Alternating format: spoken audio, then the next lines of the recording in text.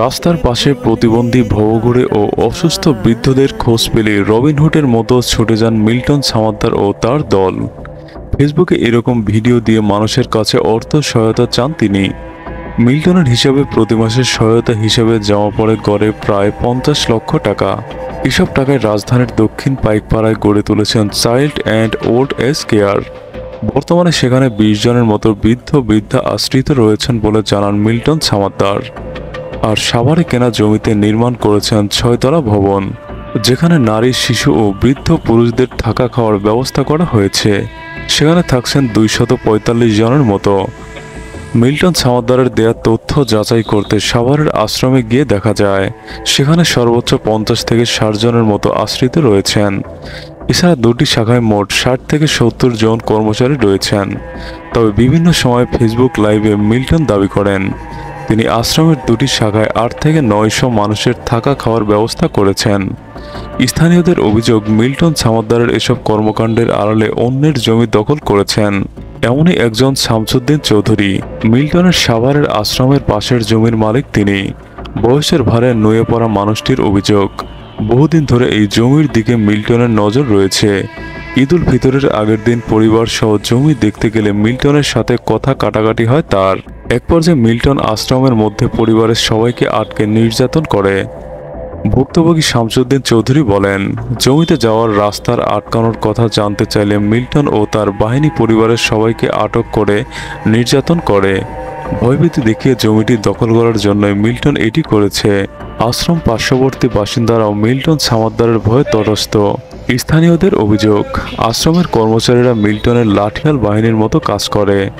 স্থানীয় কয়েকজন জানান, মিল্টন জমি দখলের জন্য অনেকেই ভয়ভীতি ও নির্যাতন করেছে। মিল্টনের এমন আচরণ অনেক পুরনো। নিজের বাবাকে মারধরের অভিযোগে বরিশালের উজিরপুর থেকে তাকে এলাকা ছাড়া করা হয়।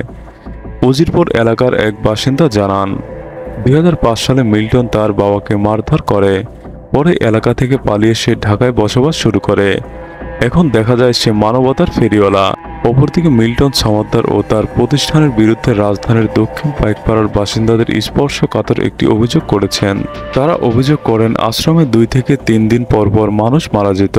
পরে গোসলের জন্য তাদের পার্শ্ববর্তী বাইতুস সালাম মসজিদে নিয়ে যাওয়া হতো। মসজিদে গোসলের কাজে নিয়োজিতরা মরদেহের শরীরের সন্দেহজনক কাটাছেঁড়া দেখতে পান। এতে মসজিদ কর্তৃপক্ষ শরীর থেকে অঙ্গ প্রত্যঙ্গ চুরির সন্দেহ করে। নাম প্রকাশ না করার শর্তে একজন জানান, প্রত্যেকটি মরদেহই কাটাছেঁড়া থাকে। এ কারণে গোসলের কাজে নিয়োজিত একজন গোসল করাতে অস্বীকৃতি জানান।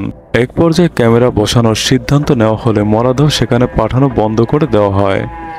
স্থানীয় আরেকজন জানান, মিল্টন কিছু ছেলেপেলেকে পুষত। কিছুদিন আগে তার আশ্রমে কবুতর যাওয়াকে কেন্দ্র করে স্থানীয় 2 জনকে আটক করে নির্যাতন করে সে। দখল ও প্রতারণায় মিল্টন সামাদ্দারের আরও পুরনো ইতিহাস রয়েছে। নিজ এলাকা বরিশালের উজিরপুরে চন্দ্রকোনা খ্রিস্টান মিশনারি চার্চ নামে একটি চার্চ রয়েছে। এটি দখলের জন্য ধর্ম মন্ত্রণালয়ের সিল স্বাক্ষর জাল করে চার্চের নতুন কমিটি গঠন করে সে। পরে বরিশাল জেলা প্রশাসককে একটি চিঠিও দেন তিনি। ওই কমিটিতে মিল্টন সামাদ্দারকে সভাপতি করা হয়। কমিটির বাকিরা তার স্ত্রী ও ভাই। পরে বিষয়টি চার্চের যাজকদের নজরে আসলে মন্ত্রণালয়ে যোগাযোগ করেন তারা। মন্ত্রণালয় থেকে এ ধরনের কোনো চিঠি ইস্যু করা হয়নি বলে তাদের জানানো হয়। চার্চটিকে দখল করতে তারা ব্যাপক চেষ্টা চালায়। শারীরিক ও মানসিকভাবে তাদেরকে লাঞ্ছিত করা হয়েছে বলেও জানান তারা। এসব স্পর্শকাতর নানা অভিযোগের বিষয়ে জানতে চাইলে প্রতিটি অভিযোগ ভিত্তিহীন বলে দাবি করেন মিল্টন সামাদ্দার ও তার স্ত্রী। মিল্টন সামাদ্দার বলেন, অঙ্গ প্রত্যঙ্গ বিক্রি করার যে অভিযোগ উঠেছে সেগুলো কোন হাসপাতালে বিক্রি করা হয়েছে এর প্রমাণ দেখাতে হবে। তার স্ত্রী কিশোর বালা জানান, তিনি জাতীয় হৃদরোগ ইনস্টিটিউট হাসপাতালে সিনিয়র স্টাফ নার্স হিসাবে কর্মরত। এমন পেশায় থেকে অপরাধমূলক কর্মকাণ্ডে জড়িত হতে পারেন না তিনি। মিল্টন সামাদ্দারের প্রতিষ্ঠানের অনুমোদন দিয়েছিল সমাজ সেবা অধিদপ্তর, কিন্তু সেখানে সরকারি নিয়মের কিছুই মানা হয়নি। প্রতিষ্ঠানটিতে কোনো স্টাডি বোর্ড করা হয়নি। দান হিসেবে কোটি কোটি টাকা পেলেও কখনোই আয় ব্যয়ের হিসাবে কোনো অডিট করা হয়নি। এসব অনিয়ম খতিয়ে দেখতে গত 25 মার্চ একটি তদন্ত কমিটি গঠন করেছে সমাজ সেবা অধিদপ্তর।